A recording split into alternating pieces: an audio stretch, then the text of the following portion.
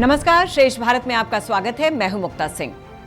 साल 2014 में supreme court ने जिस तकनीक को अवैध करार देकर रोक लगा दी थी, उसी तकनीक की वजह से उत्तरकाशी की सुरंग में फंसे 41 लोगों की जान बच पाई।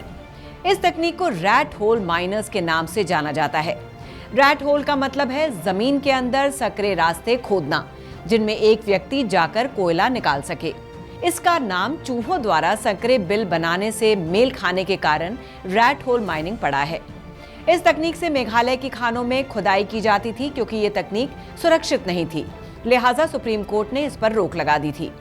इस तकनीक में 3 से 4 फीट की सुरंग में खुदाई करनी पड़ती थी और इसमें खान के ढहने के काफी ज्यादा चांस होते थे, जिसकी वजह से इस पर रोक लगाई गई। उत्तरकाशी में जब ऑगर मशीन ने जवाब दे दिया, तो फिर दूसरे विकल्पों पर विचार होना शुरू हुआ। तब जाकर रैट होल माइनर्स का जिक्र सामने आया और दिल्ली की एक कंपनी के मजदूरों को इस काम के लिए बुलाया गया।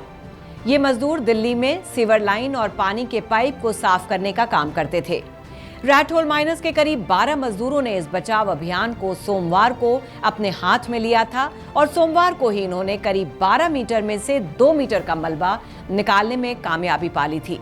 इस बचाव अभियान में सबसे आगे थे मुन्ना कुरैशी और फिरोज। मुन्ना कुरैशी के मुताबिक मंगलवार को दोपहर 1 बजे उन्हें मजदूरों की आवाज सुनाई देने लगी थी। उन्होंने चिल्लाकर मजदूरों को बताया था कि वो जल्द ही उनके पास पहुंचने वाले हैं और उन्हें घबराने की जरूरत नहीं है। इसके बाद मुन्ना कुरैशी और उनका साथी फिरोज आखिरी हिस्से की खुदाई कर पाए और वही सबसे पहले फंसे हुए मजदूरों के पास पहुंचे। कुरैशी के मुताबिक जब वो फंसे हुए मजदूरों तक पहुंचे तो मजदूरों के चेहरे पर खुशी देखने लायक थी और उन्होंने मुन्ना को गले लगा लिया। मुन्ना के बाद टनल में फंसे मजदूरों के पास पहुंचे फिरोज जब मजदूरों के गले लगे तो वो खुद को रोने से रोक नहीं पाए, लेकिन उनके लिए सबसे बड़ा सुख इस बात का था कि आखिरकार उनकी और उनके साथियों की मेहनत रंग लाई और वो मजदूरों को वहां से निकालने में कामयाब हुए।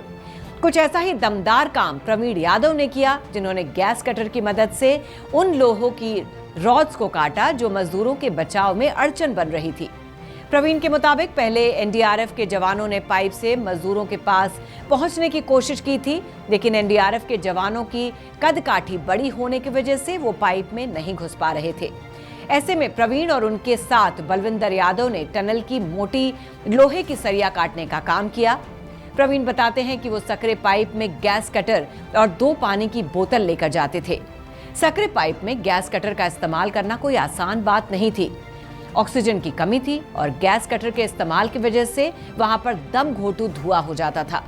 गर्मी इतनी ज्यादा होती थी कि उनका पूरा शरीर पसीने में नहा जाता था, यहां तक कि पसीना उनके जूते तक में भर जाया करता था।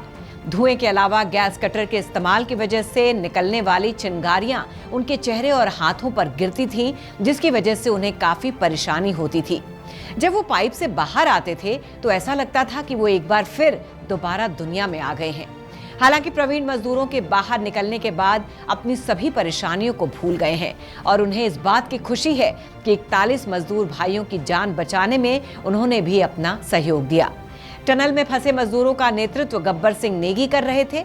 गब्बर सिंह ने अपने साथ फंसे 40 मजदूरों का हौसला कभी गिरने नहीं दिया और वो मजदूरों को इस बात का विश्वास दिलाते रहते थे कि कुछ ही वक्त में सरकार उन्हें वहां से बाहर जरूर निकाल लेगी। इसके अलावा टनल में फंसे मजदूर अपना ध्यान हटाने के लिए टनल में फिजिकल एक्टिविटीज भी करते थे, ताकि उनका शरीर स्वस्थ रहे और दिमाग को डाइवर्ट किया जा सके।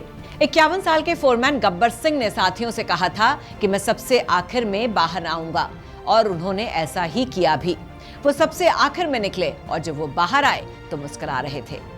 फिलहाल की इस खबर में बस इतना ही। बाकी खबरों के लिए देखते रहिए श्रेष्ठ भारत। श्रेष्ठ भारत पर खबरों से जुड़े रहने के लिए चैनल को सब्सक्राइब करें, बेल आइकन दबाएं और देखते रहें श्रेष्ठ भारत।